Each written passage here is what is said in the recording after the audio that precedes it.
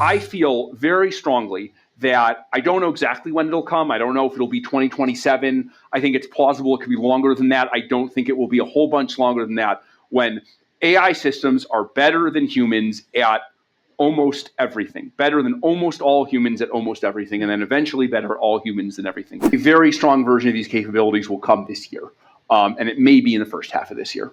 I'm not going to lie to you. There's a brutally efficient market here. In our day, certain economic truths have become accepted as self-evident. A second Bill of Rights, under which a new basis of security and prosperity can be established for all. So let's talk about the elephant or agent in the room, which is that's going to affect human work, right? You just described a lot of jobs that we have people doing.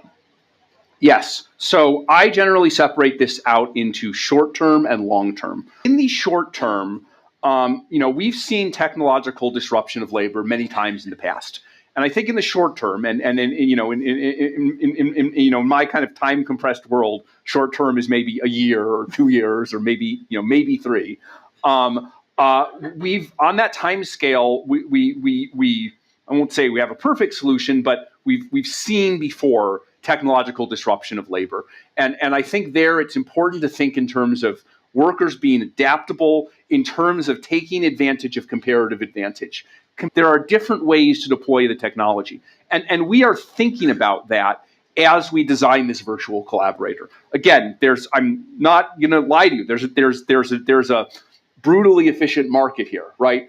That's a short term. In the long term, I feel very strongly that I don't know exactly when it'll come. I don't know if it'll be 2027. I think it's plausible it could be longer than that. I don't think it will be a whole bunch longer than that, when AI systems are better than humans at almost everything, better than almost all humans at almost everything, and then eventually better all humans than everything.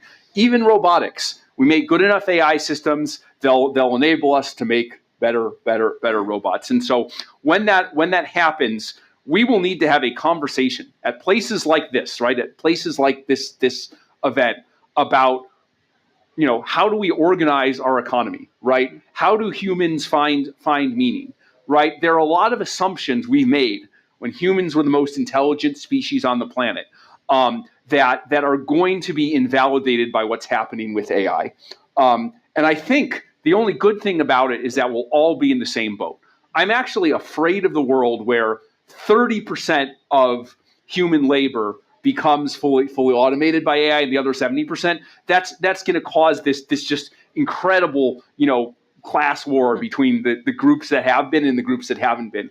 If we're all in the same boat, it's not going to be easy, but I actually feel better about it, because we're going to have to sit down and say, whoa, it's not like we're randomly picking every third person and saying you're useless. We're all in the same boat. We've recognized that we've reached the point as a technological civilization where the idea, there's huge abundance and huge economic value, but the idea that the way to distribute that value is for humans to produce economic labor, and this is where they feel their sense of self-worth. Once that idea gets invalidated, we're all going to have to sit down and figure it out. And I'm not going to lie, my true belief is that is coming. In our day, certain economic truths have become accepted as self-evident. A second Bill of Rights, under which a new basis of security and prosperity can be established for all, regardless of station or race or creed. Among these are the right to a useful and remunerative job, the right to earn enough to provide adequate food and clothing and recreation, the right of every farmer to raise and sell his products at a return which will give him and his family a decent living, the right of every businessman, large and small, to trade in an atmosphere of freedom from unfair competition and domination by monopolies at home or abroad, the right of every family to a decent home, the right to adequate medical care and the opportunity to achieve and enjoy good health, the right to adequate protection from the economic fears of old age, sickness, accident, and unemployment. The right to a good education. All of these rights spell security.